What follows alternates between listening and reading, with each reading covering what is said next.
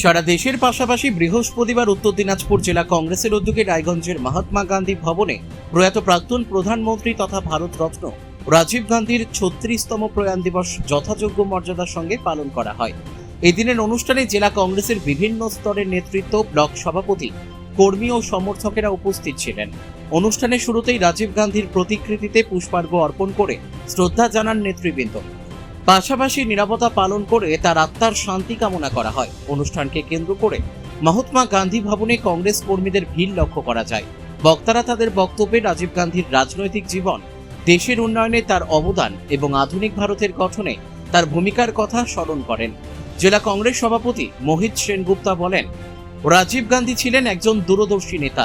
দেশের প্রযুক্তিগত উন্নয়ন, যুব সমাজকে এগিয়ে নিয়ে যাওয়া এবং গণতান্ত্রিক মূল্যবোধ রক্ষায় তার অবদান আজও স্মরণীয়। তিনি আরও বলেন, রাজীব গান্ধীর আদর্শ ও চিন্তাধারা বর্তমান প্রজন্মের কাছে অনুপ্রেরণা হয়ে থাকবে। এই দিনের অনুষ্ঠানে উপস্থিত কংগ্রেস কর্মী সমর্থকেরা প্রয়াত নেতার স্মৃতিচারণ করেন এবং তার দেখানো পথ অনুসরণের অঙ্গীকার গ্রহণ করেন। শান্তিপূর্ণ পরিবেশে সম্পূর্ণ অনুষ্ঠানটি সম্পূর্ণ হয়। রাজীব গান্ধী আমাদের প্রয়াত প্রধানমন্ত্রী এবং কংগ্রেস সভাপতি রাজীব গান্ধী আমাদের আজকে ৩৬তম তিরোধান দিবস। এই তিরোধান দিবসে আমরা সারা ভারতবর্ষের সাথে আমাদের জেলাও রাজীব গান্ধীর আমরা স্মরণ করছি।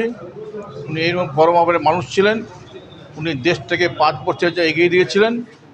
আজকে সবাই মানুষ বলছে ওনার মতো মানুষের দরকার ছিল ভারতবর্ষে আবার, কিন্তু আমরা অনেকে রাখতে পারিনি।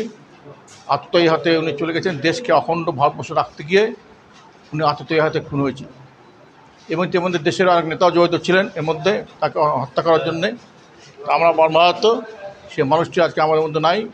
উনি থাকলে আমাদের দেশ অনেক দূরে এগিয়ে যেত। সেই জন্য আমরা তার দিনটি আমরা স্মরণ করছি। আজকের দিনে সারা ভারতবর্ষের সাথে আমাদের জেলায় প্রতিটা ব্লকে আমরা করছি। রায়গঞ্জ থেকে রামকৃষ্ণ দাসের রিপোর্ট, কুলিক নিউজ।